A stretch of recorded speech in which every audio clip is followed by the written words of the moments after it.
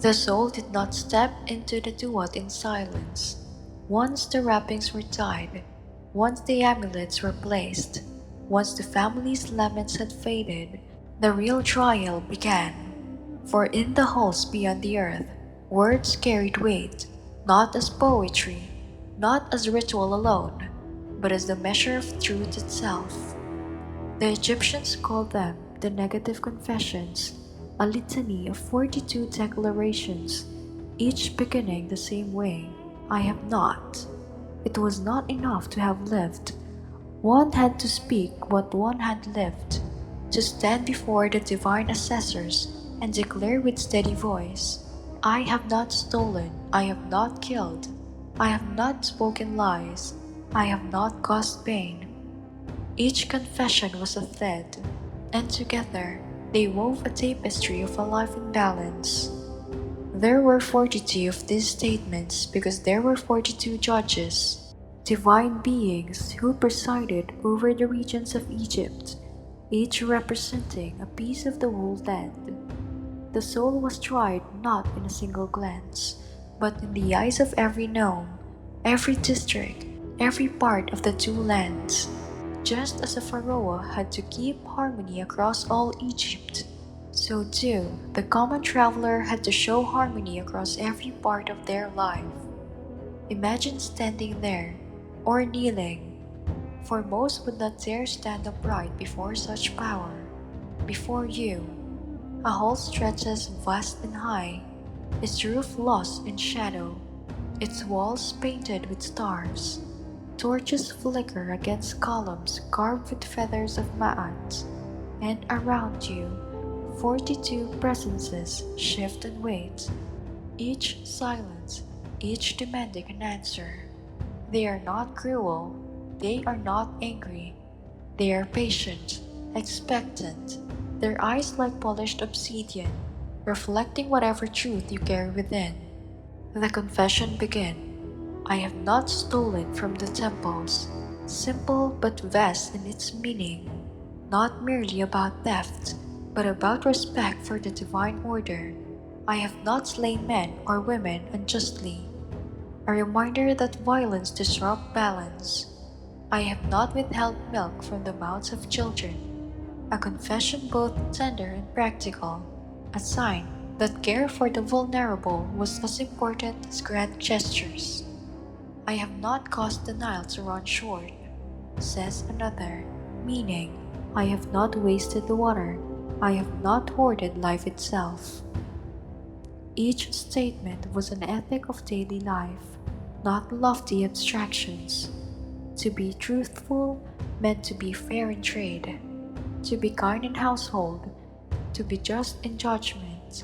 It meant not raising your voice without reason, not speaking slander, not tipping the scales when you weighed grain in the market. These were not ideals out of reach. They were the texture of daily living, small choices that accumulated like grains of sand, building up a heart that was light or heavy. And in speaking them, the soul was not boasting. The words were not for self-praise, but for alignment. To say, I have not lied, was to set oneself against falsehood, to remind the heart of the weight it must avoid. It was less a plea, more a calibration, the way a navigator checks his compass against the stars. But what if the heart knew otherwise? What if the tongue said, I have not, while memory whispered, I did? Here, the Egyptians placed their trust in preparation. The heart scarab, placed near the chest, bore inscriptions urging the heart to remain silent, not to rise against its owner in the trial. Spells in the Book of the Dead pleaded, do not betray me before the tribunal, do not speak against me. For the Egyptians feared the heart's honesty as much as they desired it. It was the recorder of all deeds, and in the duat nothing was hidden. To modern ears, 42 confessions might sound excessive, a list too long to recite, but to the Egyptians, length was the point. The litany wrapped around the soul like another set of bandages. layer upon layer of truth, closing off every gap where falsehood might creep in. If even one judge could be answered, then the next, then the next. Step by step, the soul was carried forward. And the effect was not only for the dead. In life, Egyptians could hear these confessions and be reminded of how to live. To say, I have not stolen, was not merely an oath, it was instruction. It showed what Ma'at demanded: fairness, balance, harmony. The afterlife was not an abstract dream, it was a mirror of daily ethics, magnified until every choice mattered. Picture now the hall as the confessions end. The 42 judges incline their heads, neither smiling nor frowning.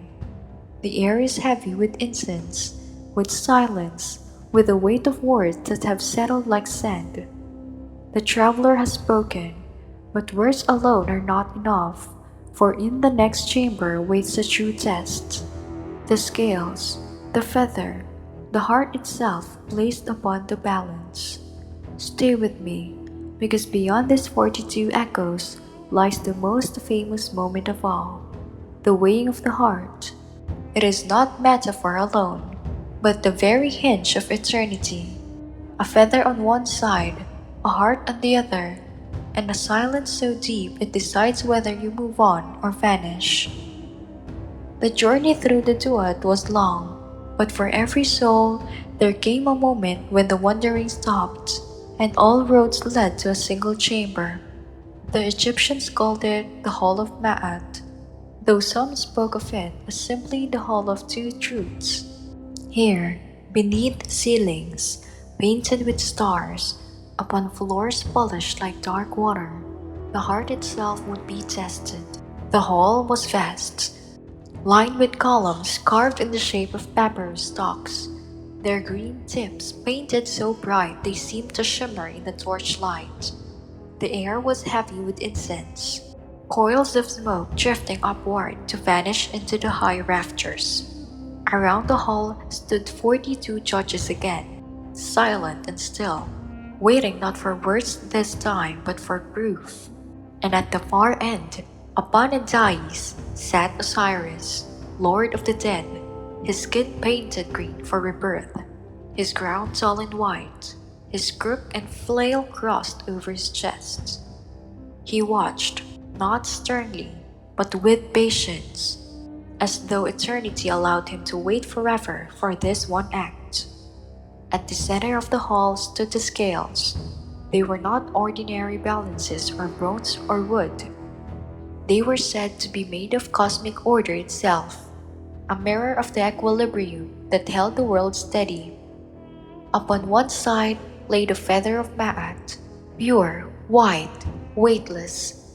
Upon the other, the heart of the traveler, drawn from their chest by Anubis himself.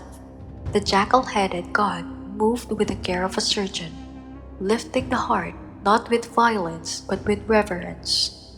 For the heart, to the Egyptians, was not just an organ, it was memory, conscience, the sum of every choice made in life. Picture the silence as Anubis places it on the scale. The judges lean forward. Osiris inclines his head. The gods assembled watch in stillness.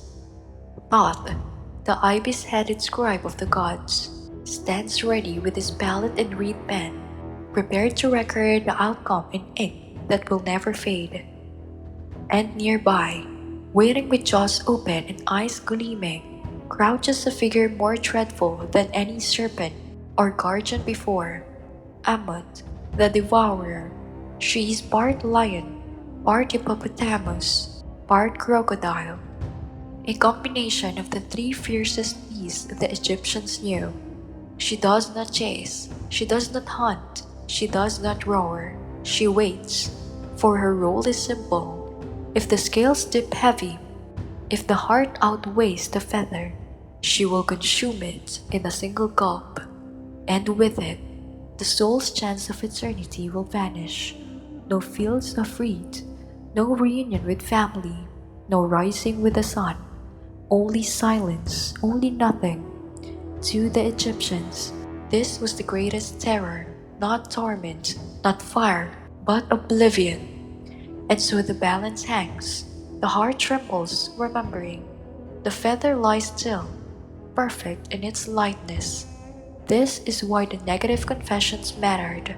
This is why amulets were pressed between wrappings. Why scarabs were inscribed with spells pleading with the heart to remain silent. For if the heart spoke too loudly, if it revealed the weight of lies, greed, or cruelty, the scale would tip, and eternity would end in an instant. But if the heart was light, not empty, not hollow, but balanced, then the scale would steady. Anubis would nod, Osiris would smile. Thoth would inscribe the words, true of voice, justified. The soul would be declared worthy to pass on, to continue the journey through the gates of the Duat. The terror of Ammon would recede, the silence would lift, and the traveler would step forward, lighter, freer, closer to eternity. To the Egyptians, this moment was not abstract. It was philosophy turned into rituals, ethics made visible. They believed that to live with Ma'at, to act with truth, fairness, compassion, was to lighten the heart day by day. Every small kindness, every fair trade, every word spoken without deceit chipped away at heaviness, until at last the heart could stand beside the feather without shame. The weighing of the heart was not just judgment after death, it was the echo of how one lived in life.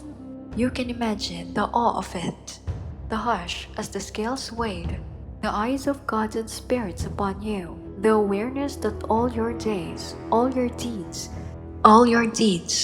words had condensed into this single weight.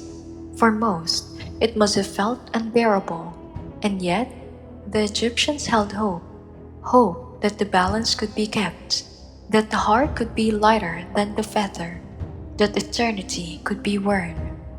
And even if the heart was declared true, the journey was not over, for the Duat still held gates and guardians, serpents and shadows, places where names had to be spoken and spells remembered.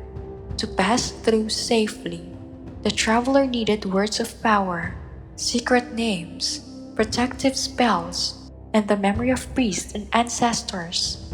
That is where we turn next, to the magic of survival, spells, names, and gates.